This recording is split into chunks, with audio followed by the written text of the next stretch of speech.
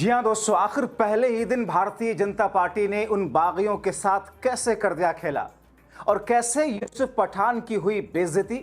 मगर इन तमाम चीजों के बीच में राहुल, ममता और नायडू एंगल से कैसे शाह का खेल हुआ धराशायी। स्वागत है आप सभी का। आप देख रहे हैं द राजनीति का विशेष सेगमेंट खबर और विश्लेषण। मैं हूं जब्बार खान।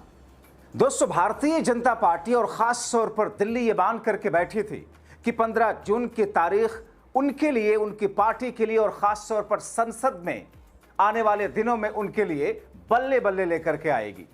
मगर एक तरफ बंगाल एपिसोड जहां पर बागी सांसदों की संख्या पूरी ना होना, तो दूसरी तरफ उन सांसदों पर उनकी सांसदी जाने की लटकती हुई तलवार, और तीसरी तरफ जो बागी सांसद बीजेपी से उम्मीद लगाए बैठे थे, बीजेपी ने उन्हें किस तौर पर झिटक दिया। मगर यूसुफ पठान जो कि ममता दीदी का साथ छोड़ करके, बगावत करके या यूं कहें गद्दारी करके बीजेपी के साथ में गए, उनकी बेइज्जती कैसे हो गई।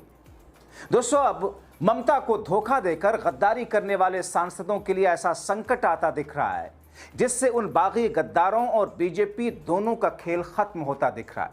मगर भाजपा कैसे बागियों के साथ खेला करने की तैयारी में है, वो भी जान करके आप चौंक जाएंगे और खेला करना शुरू कर दिया। दोस्तों, बागियों को लगा था कि बीजेपी उन्हें पलकों पर बिठाएगी, मगर होता हुआ दिख नहीं रहा। हो रहा उल्टा। बीजेपी ने उनको दूसरी जगह शिफ्ट कर अपना फायदा संसद में तो लेना चाहती है, मगर इन बेचारे सांसदों के राजनीतिक भविष्य को अधर में लटका दिया। एक बात तो तय है, और पहली बात ये कि इनकी सांसदी जाने के पूरे चांसेस हैं, जिससे उनको झटका लगना तय है। और ऐसे में उपचुनाव में उनको बीजेपी टिकट ना दे करके अपनी पार्टी के दूसरे नेताओं को उपचुनाव की शक्ल में उनके नाम को चुनना शुरू कर दिया। दोस्तों, पहले ही दिन जब विश्वसनीय सूत्रों से मुझे ये खबरें मिली तो मैं खुद चौंक गया कि इतनी जल्दबाजी क्यों और ऐसी प्लानिंग भारतीय जनता पार्टी की। दूसरा ये कि अगर सांसद किसी तरीके से उनकी सांसदी बचती भी है तो अगले टर्म में उनको रिपीट नहीं करेगी बीजेपी। और तीसरी मुश्किल इन बागियों के लिए कि कोर्ट में जब विलय या बगावत की प्रक्रिया धराशायी होगी तो फिर इनके बारे में बीजेपी सोचना भी नहीं चाहेगी। चौथी बात यह कि इससे बीजेपी का टीएमसी से जुड़े लोगों का भविष्य खत्म कर अपनी पार्टी के सांसदों की तादाद बंगाल में बढ़ाएगी। साथ ही इन बागियों के ममता गुट में वापसी का रास्ता भी बंद करने जा रही है।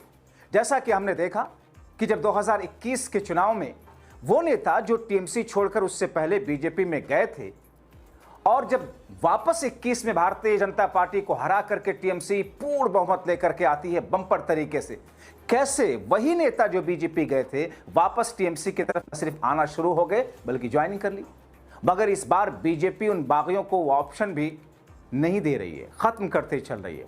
दोस्तों, आपको याद है ना कि बंगाल में महाराष्ट्र पार्ट 2 जैसा ऑपरेशन लोटस चलाया गया।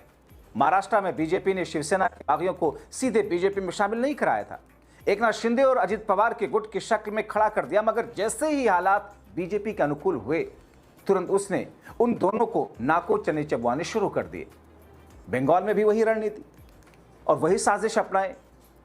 बागी सांसदों को नेशनलिस्ट पार्टी में शामिल करा करके अलग धड़ा बनवा दिया।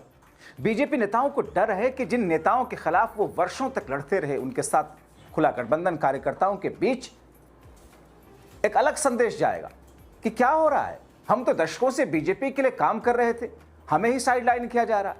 और दूसरी तरफ बागी सांसद दल बदल कानून की वजह से ये बागी सांसद अपनी बगावत और गद्दारी की वजह से चिंतित हैं कि जब ही इनकी सांसदी चली जाए। अब दोस्तों देखिए ना, जैसी करनी वैसी भरनी, ये तो सेट फॉर्मूला है 95% केसेस में। वही अब बागियों और भाजपा के साथ होने जा रहा है। संकट में घिरी बीजेपी ने बागी 17 सांसदों को एनसीपीआई यानी कि नेशनलिस्ट सिटीजन पार्टी में शामिल करा दिया।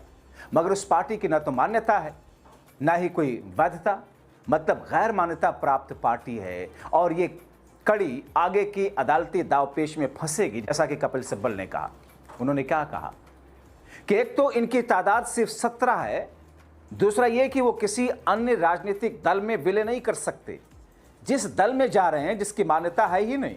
और इससे बड़ी बात यह कि किसी दल का विलय तभी संभव है जब मूल पार्टी स्वयं ऐसा निर्णय ले, और यहां अभी ममता गुट ही टीएमसी की मूल पार्टी है। अब आप देखिए ना किस तौर पर दोस्तों कैसे रंग बदला बीजेपी ने। यूसुफ पठान को देख लीजिए। यूसुफ पठान के साथ पहले दिन भाजपा ने क्या किया। यूसुफ पठान पर गुजरात में जमीन घोटाले या अवैध कब्जे वाले मामले में यूसुफ पठान को डराकर धमकाकर ममता से तोड़कर अलग तो कर दिया, मगर अपने साथ लेने से साफ इनकार कर दिया। मेघा प्रसाद लिखती हैं कि बीजेपी यूसुफ पठान जैसे मुस्लिम एमपी और दूसरे जो अब बागी खेमे में हैं, उन्हें लेने को तैयार है ही नहीं, और शायद 2029 के चुनाव से पहले भी उन्हें नहीं लेगी। 2029 के चुनाव से पहले उनके साथ क्या होता है ये देखना बाकी है। आगे लिखती है मेधा प्रसाद, ब्रेकिंग न्यूज, भूपेंद्र यादव के घर पर क्या हुआ, इसके अंदर की कहानी सुनिए। टीएमसी के बागी एमपी दो हिस्सों में बंट गए थे। एक जो टीएमसी से पूरी तरह दूर जाना चाहता था और सिंबल और पहचान पीछे छोड़ना चाहता था। इस सोच को साइनी घोष, जून मिताली जैसे युवा एमपी सपोर्ट कर रहे थे। दूसरे एमपी इसका उल्टा चाहते थे कि असली टीएमसी बन जाए। अभी एमपी नॉर्थ ईस्ट की किसी पॉलिटिकल पार्टी के साथ में है। अब दोस्तों दूसरी तरफ बीजेपी की उम्मीदों की बात करें तो बीजेपी को या उस खेमे को इस बात से खुशी दिख रही थी कि इन बागी सांसदों के समर्थन से लोकसभा में हम अपने बीजेपी के साथ एनडीए के कुनबे को 316 के आसपास तक ले जा सकते हैं। मगर यह आंकड़ा और यह उम्मीद दोनों टूट रहा है। अब दोस्तों ममता की पार्टी में बगावत करवाकर तोड़वा तो दिया, मगर मुस्लिम सांसदों को अपनी पार्टी में लेने के लिए दिलचस्पी नहीं दिखा रहे। इसीलिए सभी को अब एक अलग पार्टी में दिलवा दिया। तो अब इन सांसदों को मिला क्या? कुछ भी तो नहीं मिला। तो भाजपा को फायदा, जो आगे आने वाले दिनों में वो भी धराशायी होगा। दरअसल दोस्तों भाजपा को लग रहा था कि उसकी तो बल्ले बल्ले होने जा रही है। दरअसल मोदी शाह को लग रहा था कि मानसून सत्र में मोदी शाह का ड्रीम प्रोजेक्ट, जिसके जरिए वो अगले कई टर्म सत्ता में बने रह सकते हैं, वो है डिलिमिटेशन यानी कि परिसीमन, जिसका संशोधन विधेयक, संविधान संशोधन विधेयक बीते सत्र में इंडिया गठबंधन ने धराशायी कर दिया था। मगर ये तो तब होगा जब बागी वाला फॉर्मूला हिट होता, मगर उन उम्मीदों पर पानी फिरता हुआ दिख रहा है। उधर बंगाल में ममता बनर्जी और उनकी टीम विपक्षी राजनीति का पूरा स्पेस अपने कब्जे में रखे हुए, जैसे संगठन, पदाधिकारी और जमीन पर कार्यकर्ता, ये सब ममता के गुट के पास ही हैं।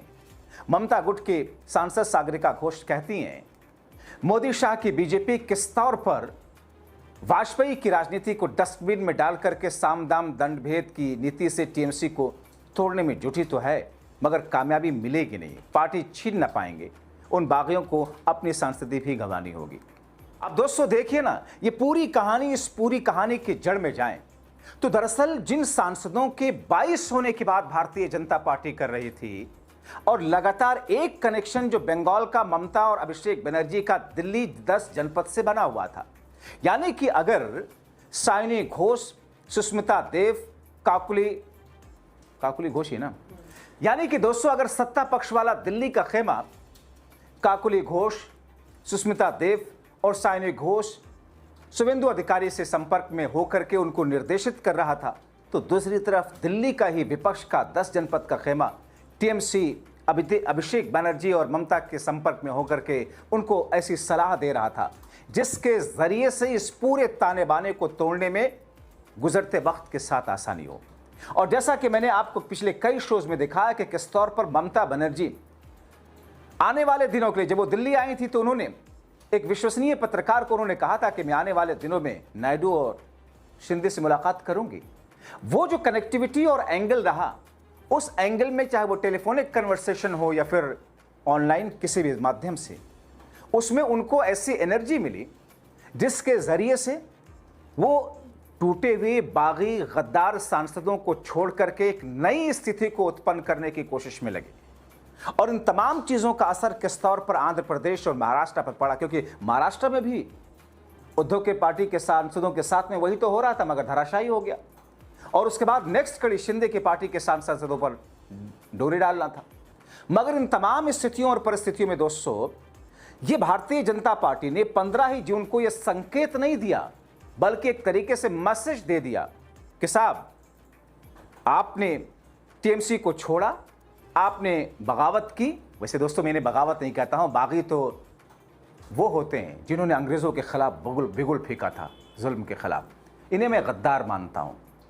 इन गद्दारों को दरअसल अभी से संकेत कि साहब आप इस पार्टी में बने रहो, वक्त आएगा तो हम, ये तय नहीं कि आपको हम टिकट देंगे नहीं देंगे, कुछ को तो अभी से ही एक तरीके से धराशायी कर दे। मगर यूसुफ पठान के लिए जिस अंदाज में और जिस तरीके से मेघा प्रसाद ने लिखा, जाहिर तौर पर वो दर्शाता है कि भारतीय जनता पार्टी सिर्फ विपक्षी पार्टी को तोड़कर खुश नहीं हो रही, उसके आगे की रणनीति और राजनीति को लेकर के अपने बीजेपी के और संघ के कार्यकर्ताओं के नजरिए से सोच रही है, जिसमें यूसुफ पठान सरीखे ये गद्दार सांसद फिट बैठते ही नहीं हैं।